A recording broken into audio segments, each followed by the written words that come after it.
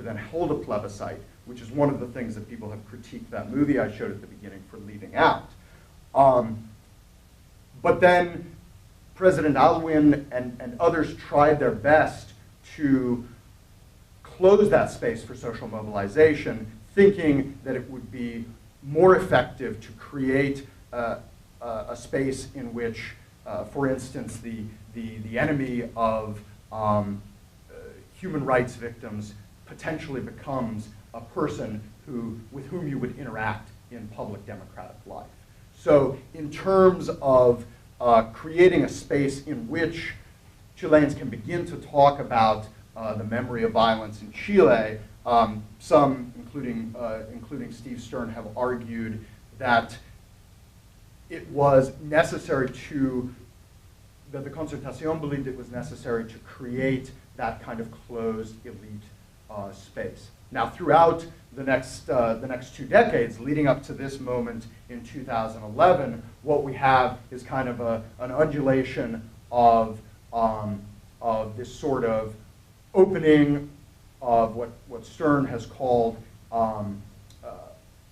synergistic frictions. So movements, or not quite movements, but protests that begin to pressure the government, combined with these moments of closure in which the elite system comes back to kind of reestablish that they're the primary mediators in society. And so in that context, we haven't seen the type of mobilizations like we're seeing now since those moments in the 1980s, potentially because of that closure. And the students react to that context, to that memory, by putting people like Michelle Bachelet, the president who, the now ex-president and candidate for the 2013 election, and president from 2006 to 2010, and Sebastián Piñera and Joaquín Lavín from the ultra-right on the same banner as part of the same political, same political elite, right? So Students Without a Party refers to any of these parties that might be represented by the center-left socialist or the far-right Democratic Union independent politician. So, as one student leader told me, because Chile is a people that suffered very much from the dictatorship. So after the dictatorship, a happiness, a change was promised, a situation of betterment that finally never arrived. So it's evidently clear that in some aspects, or if it's evidently clear that in some aspects things got better, they got much better. However, despite the fact that they got better, they didn't complete what they promised, or they didn't deliver on what they promised.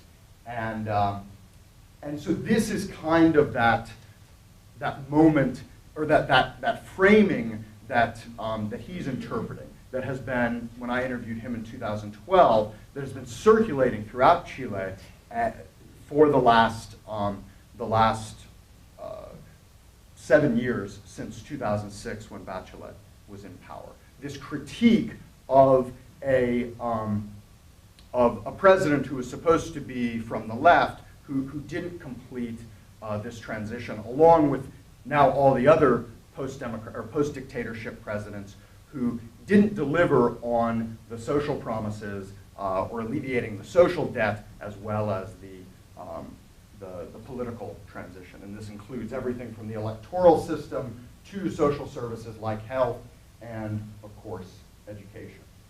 So within this context, the students who are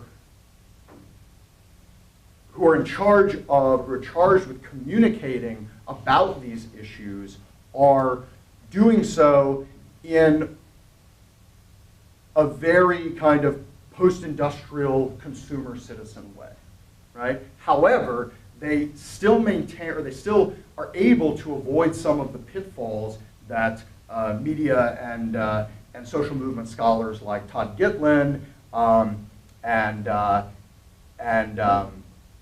Bernadette are saying happens when social movements try to become too media heavy. So when social movements try to gear all of their activity and their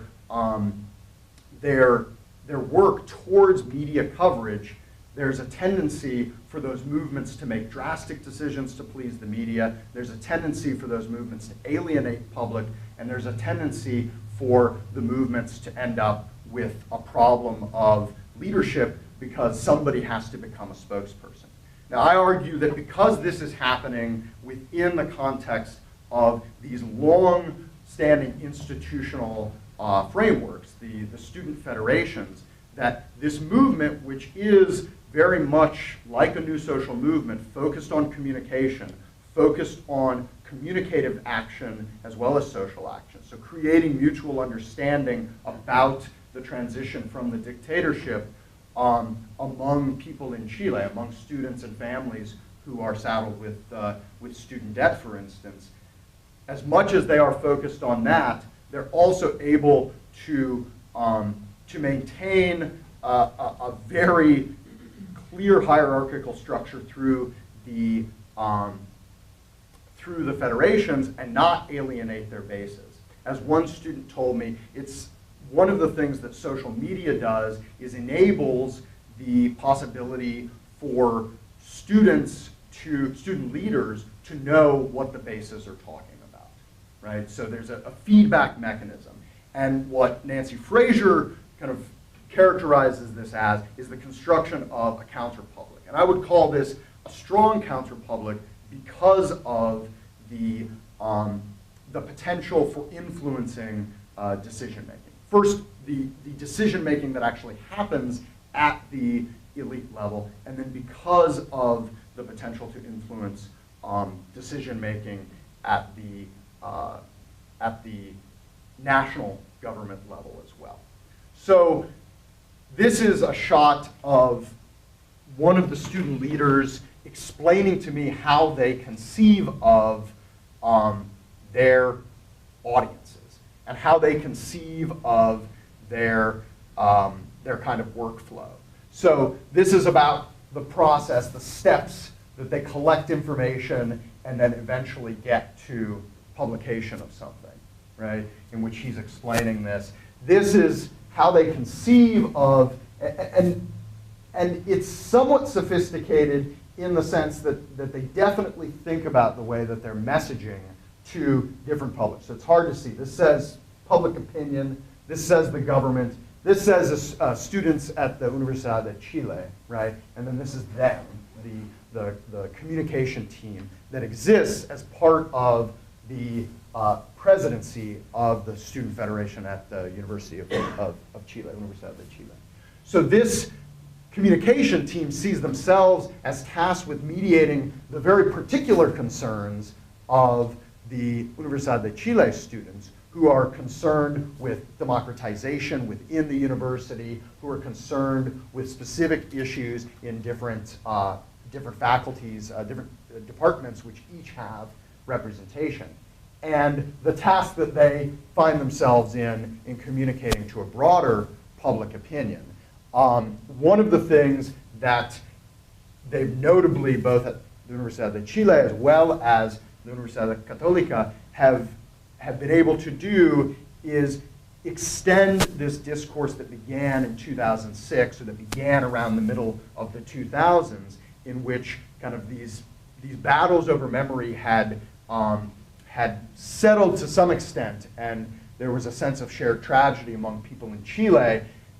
There was a movement to begin critiquing the neoliberal system, right? So the system of market reforms and a free market policy that cut social services during the dictatorship and also changed the consistency of social life so that citizens became consumers within the political sphere.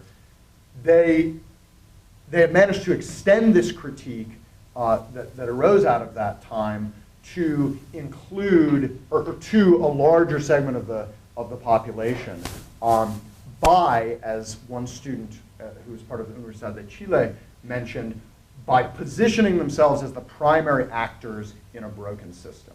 So they've taken on education because they're the primary actors, and they've taken on education despite the fact that many of them might have critiques about, as this student put it, making shoes and how that is problematic in a capitalist or neoliberal economy. They've rooted their complaints within this social issue to be able to get to a broader public outside of just students and talk about the burden on families, for instance, and on students.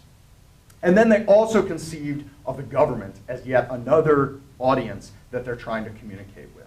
And I was fortunate to be in their office for a couple of instances in which they were generating quotes for the for generally radio and online news, as well as CNN in Chile, who had contacted them to respond to this guy, who those of you who are really familiar with this case will probably laugh. This is supposed to be the education minister, Harold Bayer, who is a technocrat. And what they're trying to do here is paint him as a data-munching kind of robot who can only see education and can only see, and of course the Tin Man with no heart, for those of you who know The Wizard of Oz, who can only see this sort of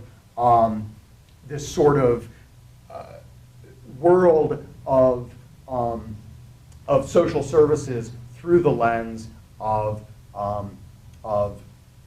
public policy based in economic data, right? So that's their larger critique that tends to come out in the media, of Bayer in particular. And it's interesting because some students will then extend, of course, as I say, that critique beyond Bayer, who's the Minister of Education, to many other sectors of economic life. So I'm running out of time, like I said I wouldn't. So I'm going to, I think, just raise a couple last questions about what this means potentially for memory and what this means for 2013. So this quote was just posted actually a couple days ago. This is the president of the FEUC. He's saying, "We're a generation that lost the fear. Let's reclaim what is ours." So this is the kind of the call going into 2013 as mobilizations begin now. And so I want to just end by saying that in assessing the kind of goals of the social movement, or assessing the kind of successes of this social movement, though they're clearly stated on banners and by spokespeople under the banner of free public education or universal quality education, what we understand from that, what we can understand from that, and what people within online social networks often get are very different meanings, right? So universal public education can mean, of course, state-run and state-owned education to some, and it can mean scholarships and government-backed student loans for others. So, what then, besides this sort of key slogan, is the movement gaining? And I'll leave that question and can answer more of it in the question and answer. But I think what I'll point out are these three kind of final points, that this movement has called attention through its publicity of profit making in many of the educational institutions and the private universities, starting notably with Universidad Central in Santiago and extending now to a case in Viña del Mar, which is kind of the latest exemplar of nefarious profit-making in the education system. They've called attention to political and economic elite partnerships that others knew existed, but were not at the tip of people's tongues.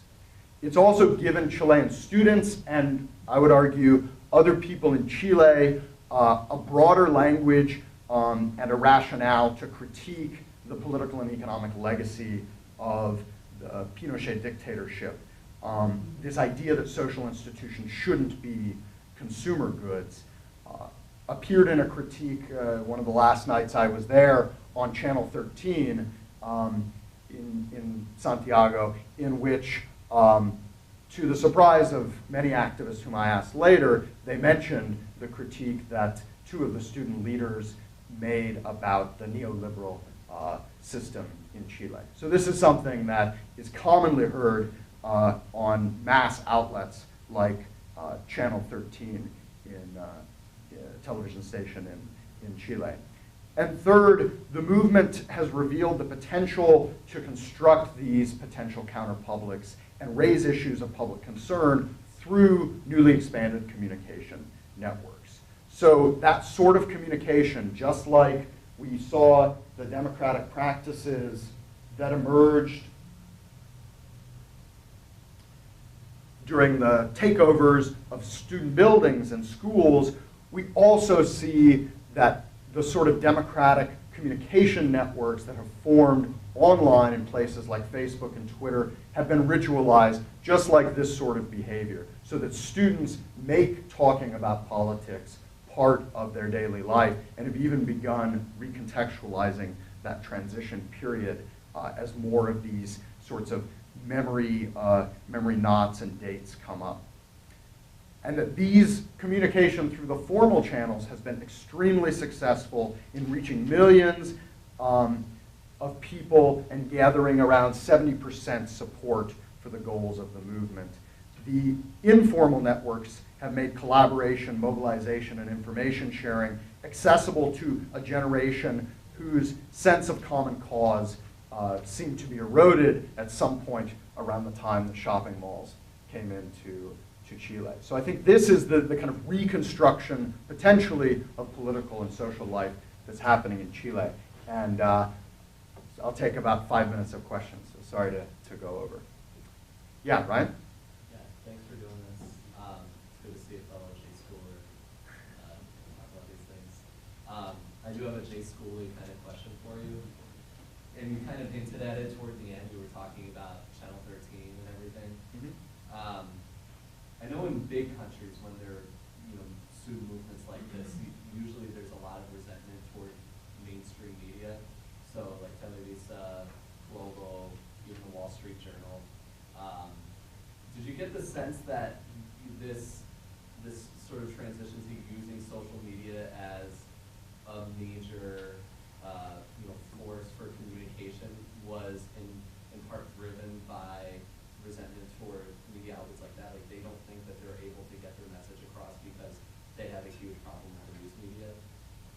That's part of the argument I'm making actually in another paper that I'm working on, is about what another person over in the J School, Doug McLeod, has called media disassociation. This idea that activists tend to experience political life and protest in particular in real life, and then begin to kind of set themselves apart from and become more cynical about the media, specifically because they have this kind of ability to contrast real protest life with what they see in the media. And it forms this sort of cynicism about what the media is able to cover. Now in Chile, there's good reason, because of elite control in many of the media institutions and the market-based both newspaper and television system there, to be cynical about it. But what I found is that also extended to journalists, which is interesting, because many of the journalists, not all of them, are there in the trenches in some ways at protests. There's a whole core of citizen journalists that have developed, photographers, as well as people who are writing posts and filming YouTube videos. And so it's very popular now that those sorts of things will get circulated. Generally, and I don't think I included it in here, but generally most mainstream news information that I see on Facebook is framed by student leaders within some context, and generally it's negative. So there was a recent editorial in La Tercera newspaper in Chile, and the 8 kind of posts that I saw were all saying, oh, these guys, look at them making a horrible excuse for abuse and profit making. They're just trying to rationalize what's really horrible about the education system. So people are sharing traditional news in that way, I think partly because of that reaction you're talking about. So it's very strong. Yeah. Now the guys that I showed you who were talking about the mainstream media, they have potentially a more sophisticated view of which different outlets might be more receptive to their sorts of messages. So they have good relationships with a couple of online newspapers, and they have good relationships with a couple of radio stations. And an event that I attended in Valparaiso was attended primarily by those who, you notice the journalists who are there longest tend to be the kind of alternative journalists with alternative perspectives. The ones that stay shorter periods of time tend to be the ones who are for more center or maybe center-right media. Yeah? The Chileans restarted a new electoral cycle a few days ago. And like us here in the United States, they have a volunteer vote. System is volunteer. And we know the core of the successful electoral campaigns is in the ability to mobilize blocks of electors to the day of the election. And in your research, you developed about what was the impact, or more important for the journalists, would be the impact in the real electors blocks of this movement. What is the impact? Because probably, yeah, it's a main issue in the social media. But what is the real impact in an electoral cycle? Right. So that's kind of the debate that's happening now.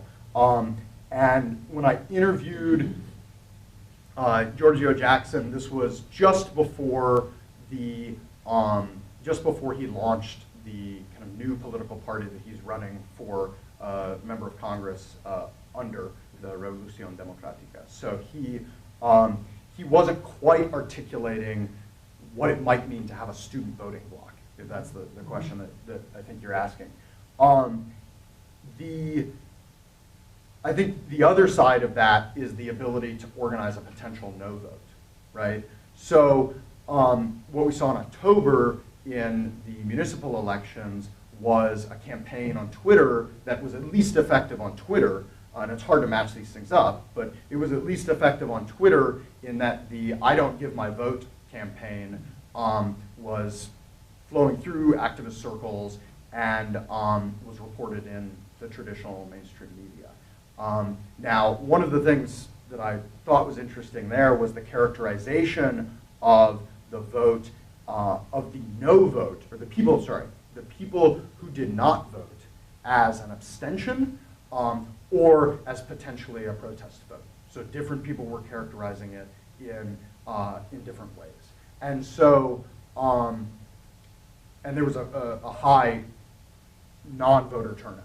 Right? So just like in this country, it's hard to tell whether that's actually because of a concerted political campaign, but my daily sense is that there are students, especially younger students, who either haven't voted before or skipped the October election cycle, who are very committed to not voting because they've really internalized a lot of the framing of the concertación and the post-dictatorship kind of context. So that could be a potential problematic effect. But the university students seem to be taking the lead, at least some of them, in organizing these political blocs. And one of the students just told me last week that they were fairly certain that they would get universal education out of one of the candidates, and he was talking specifically about Michelle Bachelet. He then went on to say, but the form in which it comes is what will be problematic. And that's the thing to watch out for.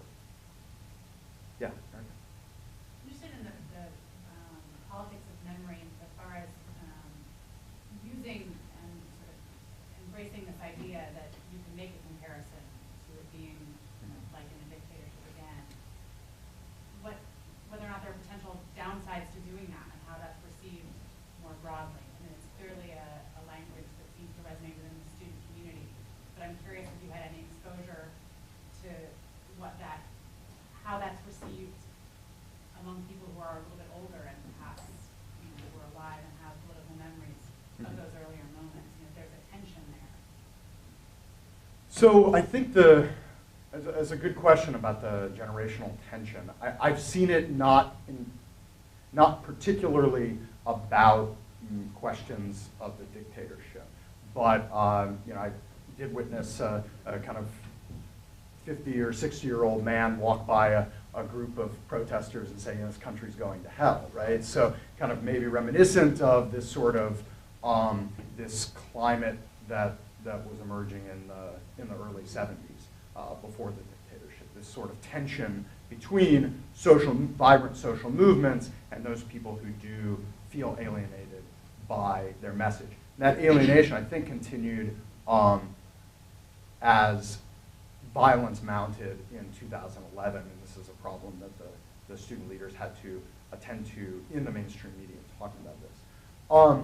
As far as treating the dictatorship, or treating the current moment as bad as the dictatorship, calling this the dictatorship, it's coming from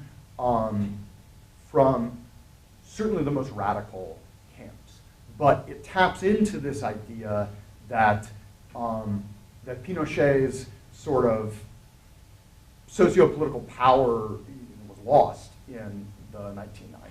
So for the 2013 election, and president from 2006 to 2010, and Sebastián Piñera and Joaquín Lavín from the ultra-right on the same banner as part of the same political, same political elite, right? So Students Without a Party refers to any of these parties that might be represented by the center-left socialist or the far-right Democratic Union independent person with whom you would interact in public democratic life.